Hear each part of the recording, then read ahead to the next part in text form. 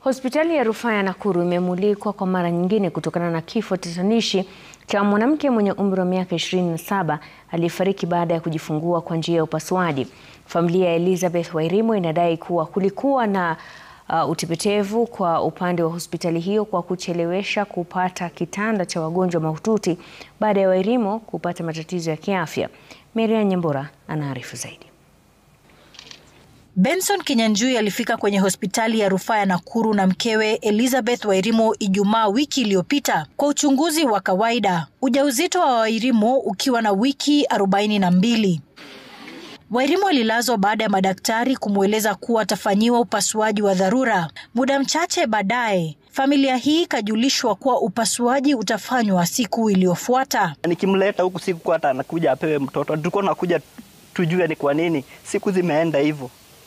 Na asikii uchungu. Wairimu alifanyiwa upasuaji Jumamosi na kufariki siku hiyo hiyo. Alijifungua na kupata matatizo ya kiafya baadaye, hali yake ikiwa ya dharura, ila kulingana na familia, hospitali hiyo ilichelewa kupata kitanda katika chumba cha wagonjwa mahututi. Ninataka kujua hiyo complication, ninataka kujua mtoto wangu atufanyiwe postmortem. Niko hapa kusimama imara ili mtoto mwingine asikufe kwa hii hospitali. Ilikuwa ni either mtoto ama mama.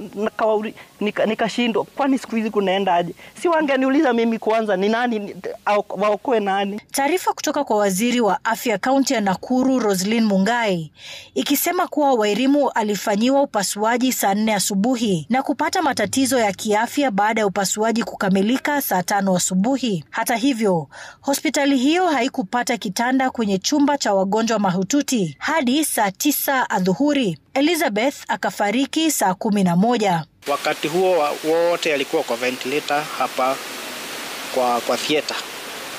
Ndio wakati kitanda ya ICU ilipatikana na ikakuwa tayari ndio akahamishwa. Familia hii sasa inataka majibu kuhusu kifo tata cha mwana wao. Maria Nyambura, runinga ya Citizen.